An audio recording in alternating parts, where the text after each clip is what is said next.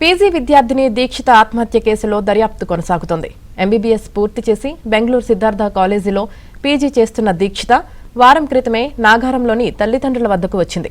నిన్న తాను నివాసం ఉండే అపార్ట్మెంట్ పైనుంచి దూకి ఆత్మహత్య చేసుకుంది. దీక్షిత తండ్రి ఫిర్యాదుతో కేసు నమోదు చేసి దర్యాప్తు చేస్తున్నారు.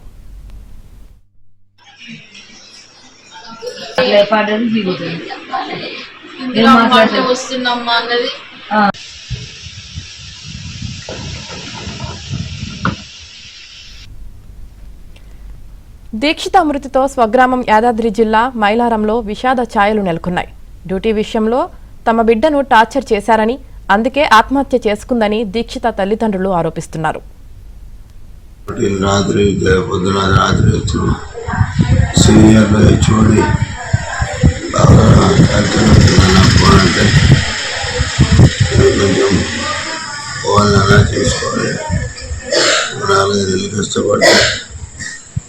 ఇయర్ అయిపోతుంది, సెకండ్ ఇయర్ అవుతుంది, సీనియర్ అవుతాం. మళ్ళా ఉండాలంటే చెప్పకుండా పోలేక ఈ పని చేసింది. అలా ఇట్లా అనుకోలే. లేకుండా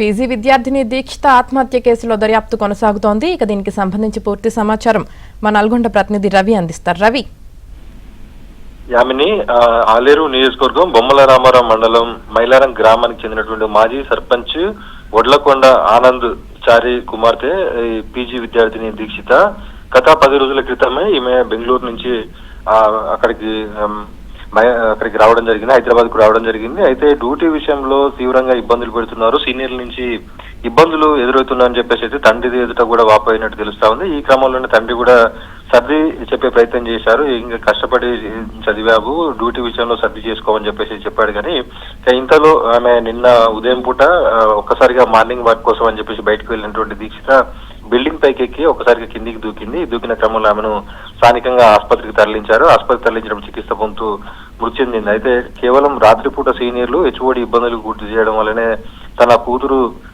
దుర్మరణం పాలైందని చెప్పేసి ఆవేదన వ్యక్తం చేస్తూ ఏబిఎన్తో తండ్రి వడ్లకొండ ఆనంద్ వెల్లడించడం జరిగింది. ఈ దీక్షిత మృతదేహాన్ని గాంధీ హాస్పిటల్లో భద్రపరిచారు. సాయంత్రానికి స్వగ్రామం మైలారానికి తీసుకొచ్చే అవకాశం ఉంది. ఆమె సోదరుడు అమెరికాలో ఉంటున్నారు, సాయంత్రం ఇక్కడికి వచ్చే అవకాశం. మొత్తంగా మంచి ఉన్నత చదువులు చదివి మంచి స్థిరపడుతున్న క్రమంలో ఇలా తన కూతురు దుర్మరణం పాలడం పట్ల కుటుంబ సభ్యులు కన్నీరు మున్నీరుగా విలపిస్తున్నారు.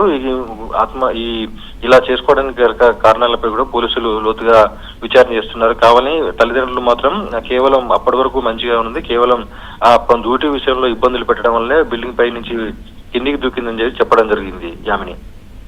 Right, thank you Ravikumar.